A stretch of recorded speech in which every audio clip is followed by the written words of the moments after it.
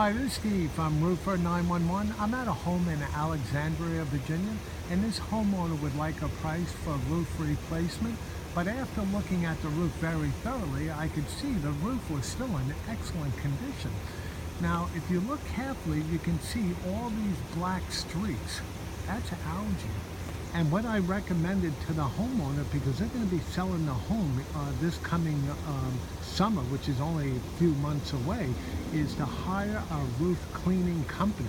Now, when you hire a roof cleaning company, you have to be careful who you hire, because many of these contractors use power washers. And if they use a power washer, not only will they take the streaks off, but they're going to take the granules off the shingles, and then you're going to end up needing a new roof.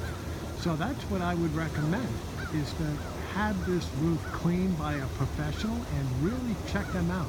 Find a contractor that has excellent reviews and make sure they do not use a power washer. Again, this is Steve from Roofer 911. We specialize in roof replacement in all areas of Alexandria and Northern Virginia. I can be reached at 703-475-2446, and our estimates are free.